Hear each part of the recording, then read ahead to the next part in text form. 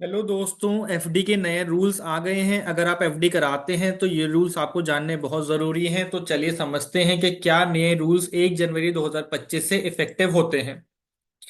तो नए fixed deposit के रूल्स हैं। ये कहते हैं कि भाई आरबीआई ने रेगुलेटरी फ्रेमवर्क रिवाइज कर दिया है। किसके लिए? Housing finance companies as well as NBFCs के लिए। तो एनबीएफसीज में बहुत सारे लोग एफडीज कराते हैं। Concerning acceptance and repayment of public deposits. The revised guidelines includes acceptance of public deposit like those relating to nomination, repayment of public deposit to meet certain expenses of an emergency nature, intimation of maturity of deposits to depositors and more.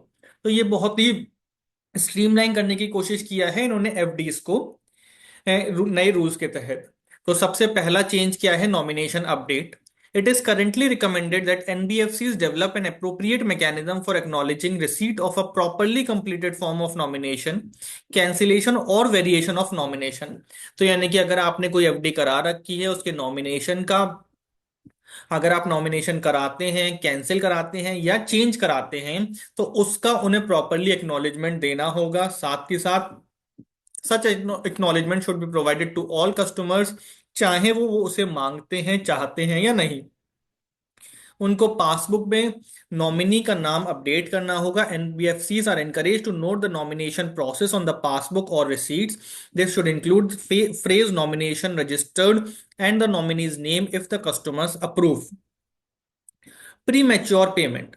Small deposits may prematurely be paid to individual depositors at the request of the depositor before the expiry of 3 months from the date of acceptance of such deposit in entirety without interest। तो इसके बारे में क्या कहते हैं कि भाई मान लीजिए आपने कोई स्मॉल डिपॉजिट्स करे, आपने एफडी करी और आपको वो चाहिए किसी इमरजेंसी सिचुएशन में या किसी भी वजह से। तो कहते हैं before the expiry of 3 months from the date of acceptance, यानी कि 3 महीने के अंदर अंदर आप उसे पूरा का पूरा विड्रॉ कर सकते हैं बिना किसी इंटरेस्ट के। As per the RBI circular, for public deposits individual depositors can request premature withdrawal within 3 months of deposit. 3 महीने के अंदर अंदर रिक्वेस्ट कर सकते हैं। In such cases up to 50% of the principal amount और ₹5 lakh, whichever is lower, can be withdrawn without interest. The remaining amount will earn interest at the agreed rate, यानी कि जिस रेट पर आपने कराया था, and will follow the existing rules for public deposits. Critical illness. अगर critical illness होती है, कोई बहुत बड़ी बीमारी हो जाती है, आप एफडी कराते हैं उसके बाद कुछ हो जाता है, in case of critical illness individual depositors can request a full withdrawal of the principal amount of the deposits before 3 months from the deposit date. This withdrawal will be processed without any interest. Importantly, this provision also applies to existing deposit contracts where premature withdrawal rights were not allowed within the first 3 months। तो नई FDs पर भी applicable होगा, नई deposits पर भी applicable होगा और साथ के साथ पुरानी डिपॉजिट्स पर भी एप्लीकेबल होगा ये rule. Intimation of maturity of deposits.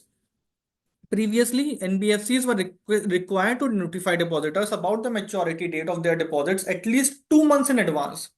पहले 2 महीने में बताना होता था।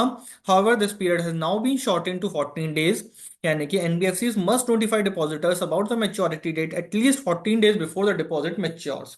14 दिन पहले उनको बताना होगा कि आपका डिपॉजिट मैच्योर हो रहा है। बता दीजिए कि आपको इसको रिन्यू कराना है या फिर इनकैश कराना है। Thank you very much. ये एक हमारी छोटी सी वीडियो थी नए एफडी रूल्स के ऊपर।